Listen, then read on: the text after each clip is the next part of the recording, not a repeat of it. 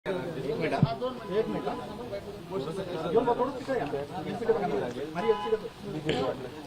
माझी थोड़ा फोन नीचे रखो ना, थोड़ा चालू है क्या? गिरे साहब नीचे आता ठीक है क्या?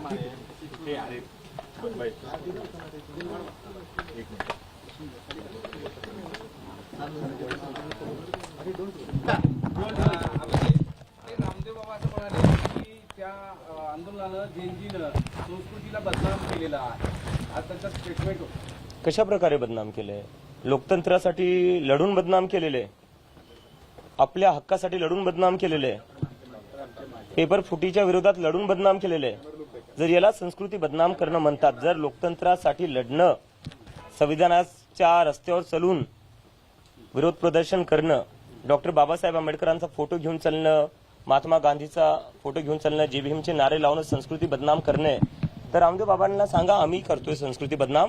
तुम्ही जे पतंजलीचे जे बनवतायत ना प्रोडक्ट्स, ज्याच्यावर सुप्रीम कोर्टी म्हणले की फसवणूक होतीये, त्याच्यावर थोडं लक्ष करा. संस्कृती आणि लोकतंत्र आणि देश हा जेनजी मला वाटते बऱ्यापैकी सांभाळून घेऊ शकतो. तुम्ही जे पतंजलीचे फॉल्टी प्रोडक्ट्स आहे त्याच्यावर थोडं लक्ष ठेवा, नाही तर पतंजली बंद पडून जायचं.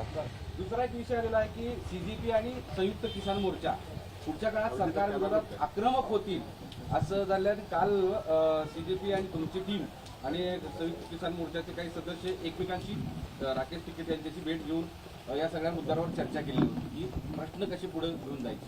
नाही, नक्कीच. कारण की बघायला गेलं तर एकंदरीत शेतकऱ्यांचे मुलंही शिकतातच आहे. शेतकऱ्यांच्या मुलांचंही शिक्षण चालू आहे, तेही परीक्षाच देतात. तर जेव्हा आमचे किसान नेता जे राकेश टिकेत असो किंवा इतर चढुनी जी असो, जेव्हाही भेटणं झालेले ते म्हणले की तुम्ही जे आहे आमच्याच मुलांसारखे आहेत.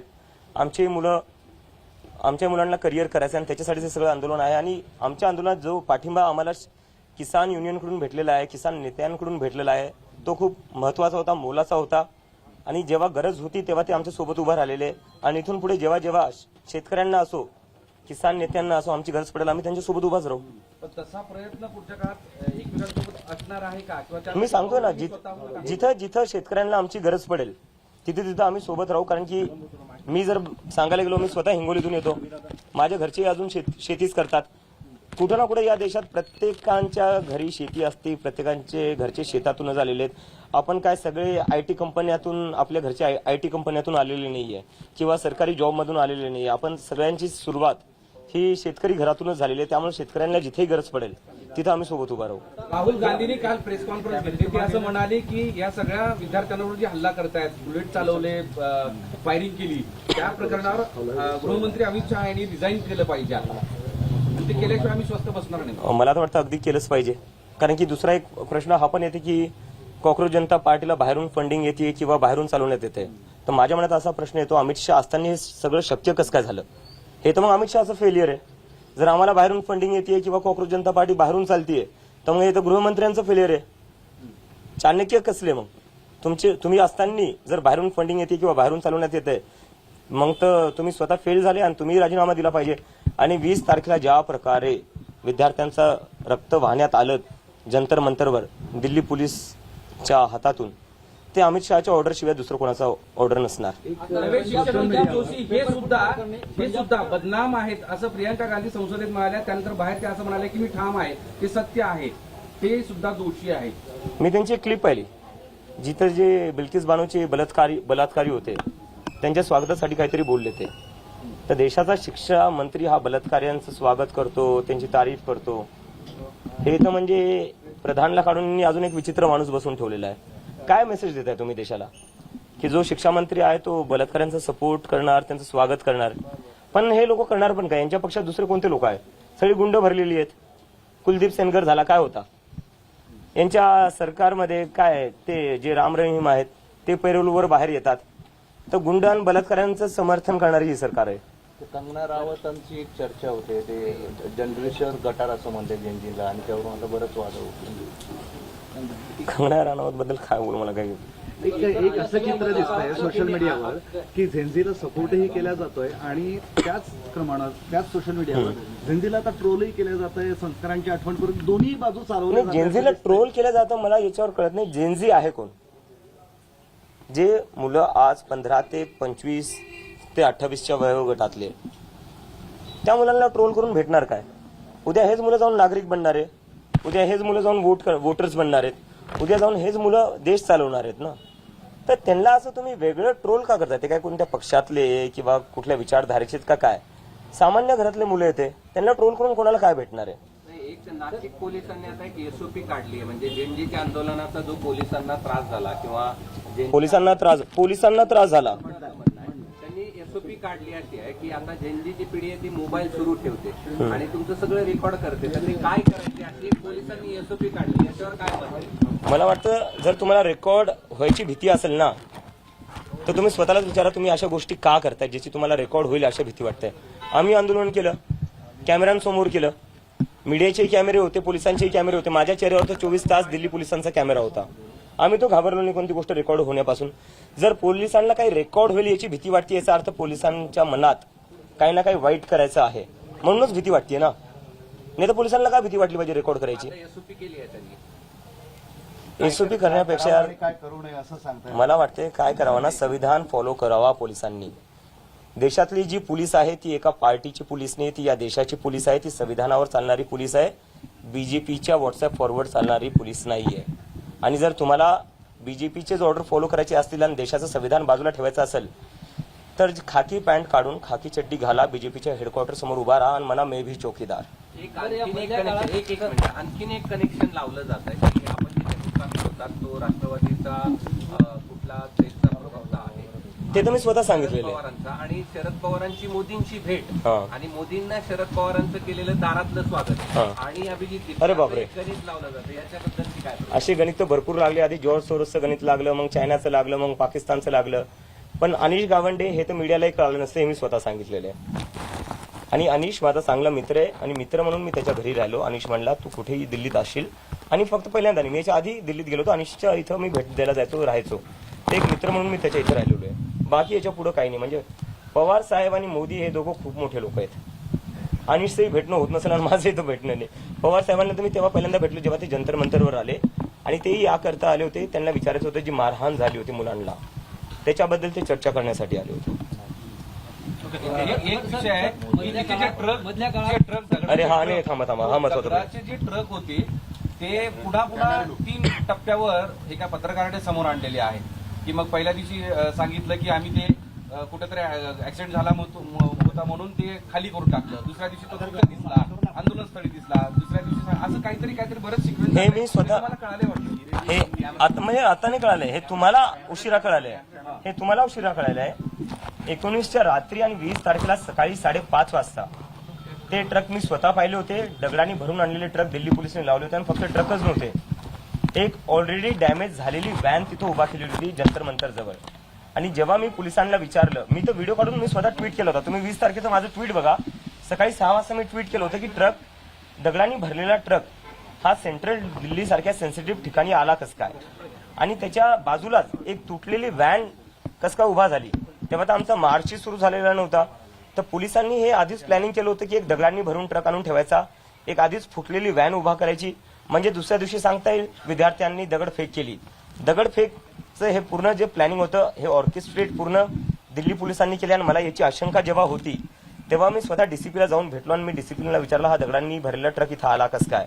डीसीपी मला म्हणता अरे अभिजित तुम्ही काही विचार करताय, हा एमसीडीचा ट्रक आहे, बांधकाम जे चालू होतं हा त्याचा सगळा हा तो डेब्रिस त्याचं आहे म्हणे, बांधकाम जे चालू आहे. ते म्हणलं तुम्ही दुसरं कोणाला येड्यात काढा, आम्हाला येड्यात काढू नका. आम्हाला माहिती आहे पोलीस कशा प्रकारे अमित शहाची ऑर्डर फॉलो करते आणि कशा प्रकारे आधीच दगडांनी भरलेले ट्रक उभा करते, एक तुटलेली गाडी उभा करते आणि नंतर बीजेपीचे गुंडे येतात, तेच दगड घेऊन बीजेपीचेच गुंडे पोलिसांवर फेकतात. आणि नंतर एकंदरीत असं सांगायचं की जे लोक विरोध प्रदर्शन करत होते, जे लोक आंदोलन करत होते त्यांनी दगडफेक केली. पोलीस, बीजेपीचे गुंडे हे सगळे सुनियोजितपणे 60 गाठीत यांचं सगळं हे प्लॅनिंग चालू असतं. आणि पहिली वेळ नाहीये, किसान आंदोलनमध्ये हेच केलेलं आहे, सीएनआरसी मध्ये हेच केलेलं आहे. जेव्हा जेव्हा आजकाल या देशात आंदोलन होतं तेव्हा दिल्ली पोलीस आणि बीजेपी यांची ट्युनिंग कशी असते हे आपल्याला दिसून येतं. प्रयत्न केले आहेत आणि हे सुरूही राहतील.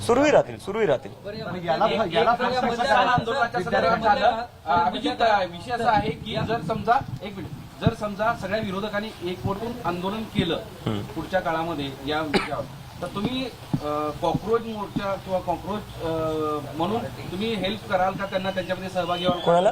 या विरोधकांनी जे आंदोलन उभं एकवटले आणि त्यांनी जर आंदोलन केलं तर मला वाटतं आता हे फक्त विरोधकांचा प्रश्न नाही राहिलेला आहे. आपल्या देशात लोकतंत्र धोक्यात आलेलं आहे आणि लोकतंत्र धोक्यात कसं आलेलं आहे? आपली जी ज्युडिशरी आहे त्याच्यावर एक प्रश्नचिन्ह निर्माण झालेलं आहे. सीबीआय ईडी काय आपण पाहिलेच आहे. आपल्या राज्यात जो शिवसेना फोडण्यात आला, एनसीपी फोडण्यात आला, हे कशामुळे शक्य झालं? सीबीआय आणि ईडीच्या दमावर हे सगळं केलेलं आहे. ते इन्व्हेस्टिगेटिव्ह एजन्सी झालं, ज्युडिशरी झालं आणि मीडियाबद्दल तर कायच बोलणार मी. तुम्ही लोक आहेत, मराठी मीडियाचा मी सन्मान करतो, पण मीडिया काय डेमोक्रेसीचे 4 पिलर असतात म्हणतात ना, त्याच्यात ज्युडिशरी एक असतो, मीडिया असतो, दोन. ह्या दोन्ही ज्युडिशरीवर तर खूप मोठा प्रश्नचिन्ह निर्माण आहे आणि मीडियावर प्रश्नचिन्ह नाही आहे. मीडियावर क्लिअरली दिसते मीडिया कोणत्या बाजूला आहे. तर जेव्हा या देशातले सगळे मोठे मोठे इन्स्टिट्यूशन्स जे आहेत, ज्यांचं काम होतं लोकतंत्राला जिवंत ठेवणं, ज्यांचं काम होतं एका माणसाची दडपशाही तानाशाही निर्माण नाही झाली पाहिजे, त्या लोकांनी हे होऊ दिलं. आणि याला थांबवण्यासाठी आता हे फक्त विरोधी पक्षांसाठी नाहीये, या देशातल्या जनतेला यासाठी एकत्र यावं लागेल. म्हणजे 2 पिलर पॉलिटी आणि एक्झिक्युटिव्ह हे पूर्ण भागारत झाले. Compromise, totally compromise. हा, त्यांचे ऑफर आले तुम्हाला? किती ऑफर आले? मी जाणार नाही भाजपमध्ये. मला जर भाजपमध्ये जायचं असतं मी आधीच गेलो असतो. तुम्हाला ऑफर आली? हा? चालू होतं, धमक्या आल्या होत्या की बीजेपी मध्ये सामील झाला तर बरे, नाही तर आंदोलन मागे घ्या, बरे, नाही तर तुम्हाला ठोकू आम्ही, गोळ्या घालू. ही बीजेपीची प्रेमाचीच भाषा आहे. ही संघाची आणि बीजेपीची प्रेमाचीच भाषा आहे की तू ये, नाही तर तुझं काहीतरी करून टाकू आम्ही. हे त्यांचं प्रेम हेच आहे. आई-बाबांचा उल्लेख होता ना त्यामध्ये, आई बाबांनाही चालू होतं, पण आणि त्यात बीजेपी मध्ये या नाही तर आईबाप हो, राहतात. आई बापाचं पाहून घेऊ आम्ही, तुझ्या घरी जाऊन पाहून घेऊ. तर तुम्ही माझ्यावर काय करणार? तुम्ही माझ्या म्हणजे तुम्ही भीती एका 30 वर्षाच्या मुलाला, नरेंद्र मोदीच्या तर मला वाटतं मी नातवाच्या वयाचा असेल, अमित शहाच्या नातवाच्या वयाचा असेल मी. तुम्ही तुमच्या नातवाच्या मुलांना अशा धमक्या देतात, लाज वाटली पाहिजे तुम्हाला. म्हणजे काय करताय तुम्ही? हा जेएनजीचा चेहरा पुढील काळात राजकीय पक्षामध्ये जाईल किंवा राजकारणात? खूप पुढचं बोलतोय सर आपण ना, खूप पुढचं बोलतोय. चेहरा मी परत तेच म्हणतोय, एका माणसाला मोठं करू नका. आपल्या देशाची जी काही वाट लागलेली ना ती यामुळेच लागलेली. 2014 मध्ये जो एक माणूस आला, आपण त्याला संविधानापेक्षा मोठे केलं, आपण त्याला देशापेक्षा मोठे केलं, आपण त्याला म्हणजे एकंदरीत देवापेक्षाही मोठं करून टाकलं. त्यामुळे आपल्या देशात बेरोजगारीवर बोलणं नाही होत, त्यामुळे आपल्या देशात जे शिक्षण आहे, शिक्षण व्यवस्थेवर बोलणं नाही होत, त्यामुळे आपल्या देशात जे सरकारी हॉस्पिटल्सची वाईट व्यवस्था आहे त्यावर बोलणं नाही होत. का? कारण की आपण सगळ्यांनी एका माणसाला देशापेक्षा, संविधानापेक्षा, सगळ्या इन्स्टिट्यूशन्सपेक्षा मोठं करून टाकल्या. सकाळ ते संध्याकाळ मीडियावाले जप करतात, आज मोदीजींनी काय खाल्लं, मोदीजी आंबा कसा खातात, मोदीजी कोणती टॉनिक घेतात, मोदीजींना झोप का नाही. अरे तुम्हाला काय करायचंय? तुम्ही बेरोजगारीवर बोला ना. सर आज आपको बीजेपी की तकलीफ हुई है ज्वाइन करने के लिए? अब तक धमकियां बहुत मिली कि बीजेपी में आ जाओ, अच्छा रहेगा तुम्हारे लिए, तुम्हारे परिवार के लिए. तो मुझे तो मतलब बहुत शर्म आती है कि इतने बड़े प्रधानमंत्री, इतने बड़े अमित शाह, उनके पोते की उम्र का मैं हूँ, उनके पोते की उम्र के बच्चों को इस तरह की धमकियां देते हैं. मतलब क्या फायदा तुम्हारे इतने बड़े प्रधानमंत्री या गृहमंत्री होने का अगर तुम्हें बच्चों को इस तरह की धमकियां देनी पड़ती है. कंगना रनावत के बाद रामदेव अभी बाबा का ऐसा कहना है कि रामदेव जनरेशन आप पूरी खराब कर रही है, जनजी जनरेशन आप पूरी खराब कर रहे हैं, उनका कल्चर बिगाड़ रहे हैं इस आंदोलन के माध्यम से. पूरे अगर देश के डेमोक्रेसी के लड़ना जनरेशन खराब करना है, अगर सरकार से सवाल करना क्या कौन सा वर्ड है वो, खराब कर रहे हैं पूरी जनरेशन. संस्कृति अगर डेमोक्रेसी के लिए लड़ना संस्कृति खराब करना है, अगर सरकार से सवाल करना संस्कृति को खराब करना है, अगर अपने फ्यूचर के लिए लड़ना संस्कृति को खराब करना है, और अगर अपनी पढ़ाई के लिए लड़ना संस्कृति को खराब करना है, तो हम संस्कृति खराब कर रहे हैं. और मैं कहना चाहूंगा बाबा रामदेव जी से कि सर, पतंजलि के जो फॉल्टी प्रोडक्ट्स बन रहे हैं ना, वो जो खराब हो रहे हैं, पहले उस पर ध्यान दीजिए. उस पर तो सुप्रीम कोर्ट भी बोल रही है इनको बैन कर दो. वो जो आपकी खराब प्रोडक्ट्स है पहले उस पर ध्यान दीजिए आप. संसद में कल जो है राहुल गांधी ने डिमांड की अमित शाह जी का इस्तीफा. किसके कहने पे गोलियां चलाई गई उसका जवाब मांग रहे थे, आप क्या कहें? मुझे लगता है इसका आंसर तो बहुत ही क्लियर है. अमित शाह जी के कहने पर ही गोलियां चलेंगी. दिल्ली पुलिस जो रिपोर्ट करती है वो अमित शाह जी को ही करती है. और अगर अमित शाह जी को इसका पता नहीं होगा तो फिर तो होम मिनिस्टर का फेलियर है. लेकिन वही बीजेपी की ओर से बयान आ रहा है कि किसी भी तरीके की गोलियां चलाई नहीं गई प्रोटेस्ट. पैलेट गन्स चलाई गई है, लोग अंधे हुए हैं. पैलेट गन्स मैंने खुद देखी चलाते हुए.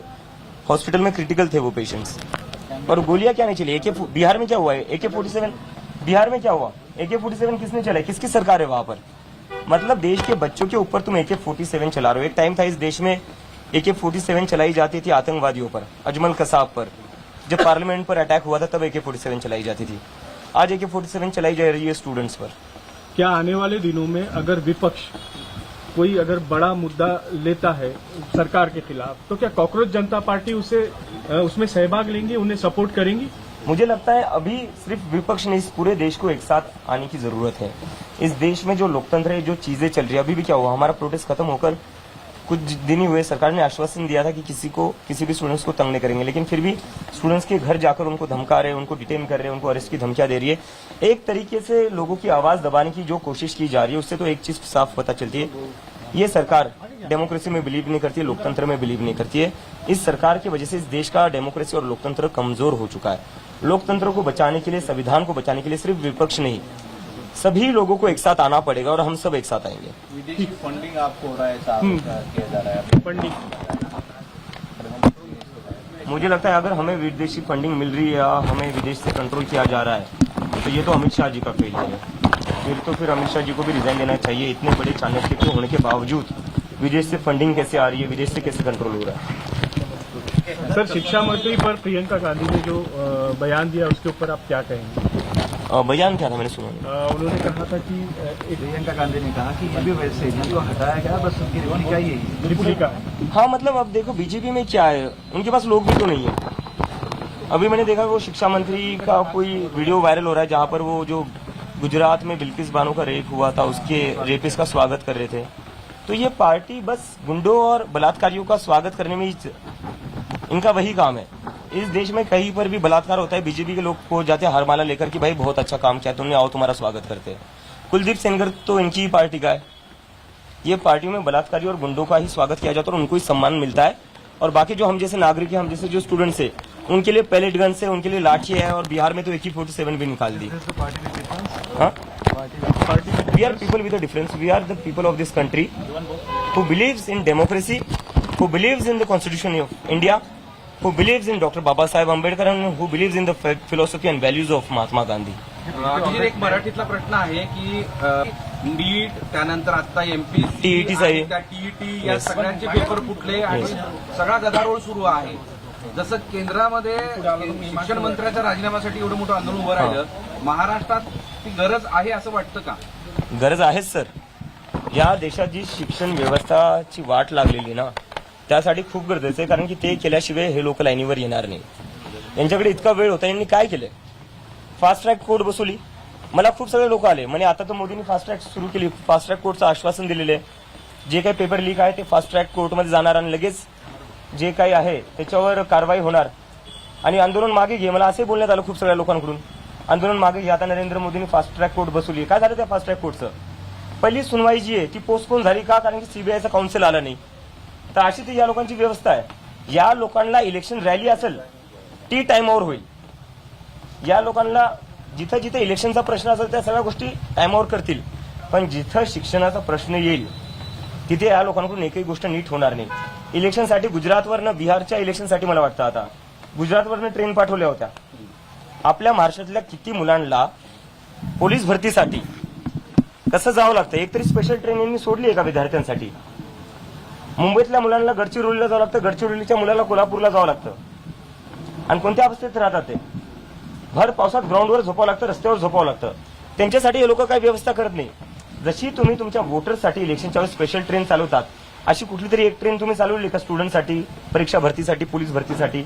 यांची प्रायोरिटी नाहीये शिक्षण, यांची प्रायोरिटी नाही. यांची प्रायोरिटी फक्त इलेक्शन आहे. यांना काही करून इलेक्शनवर इलेक्शन जिंकायचंय. बाकी जनता खड्ड्यात जावं यांना काही फरक पडत नाही. विचार आहे का आंदोलन उभं करण्याचा महाराष्ट्रात या सगळ्या मुद्द्यांवर पुन्हा? नक्की करणारच आहे सर, करणारच आहे. एक शेवटचा प्रश्न, MPSCचा एक पेपर कुठला आहे, औषध निरीक्षक विभागाचा, आणि MPSC मुख्यमंत्र्यांच्या अंडरमध्ये खातं. तर काय मागणी आहे? असं बोललं जातं तिकडे धर्मेंद्र, इकडे देवेंद्र, सोशल मीडिया. नरेंद्र असो, धर्मेंद्र असो, देवेंद्र असो, मी जे बोललो ते आहे. या लोकांना शिक्षणाची काहीच पडलेली नाहीये, मुलांच्या फ्युचरची काहीच पडलेली नाही आहे. यांना फक्त इलेक्शनच जिंकायचंय. देवेंद्र फडणवीस आतापासून मला वाटतंय की 2019च्या निवडणुकीला लागले असतील, त्याच्यामुळे MPSCचा पेपर फुटला, TETचा पेपर फुटला, त्याच्याशी त्यांना काही घेणं देणं नाही. त्यांची मुलं काय करतील? बाहेर जातील शिकायला. मी बॉस्टनला शिकायला होतो, बीजेपीचे जोडी मंत्र्यांची मुले ते माझ्यासोबतच बोस्टनला होते. मुख्यमंत्र्यांची मुलं तिकडे जातील, ते थोडी ना टीईटीचा पेपर देतील. ते मुख्यमंत्र्यांचे किंवा यांचे जोडी मंत्री त्यांचे मुलं थोडी ना पोलीस भरतीला जातील. त्यामुळे त्यांना काय पडणार आहे, काय त्यांना काय घेणे देणे, त्यामुळे ते विचारच करत नाही. महाराष्ट्रातील ताज्या बातम्यांसाठी बघत रहा टाइम्स टुडे 18 न्यूज. सोबतच शेअर करा, सबस्क्राईब करा आणि बेल आयकॉन प्रेस करा.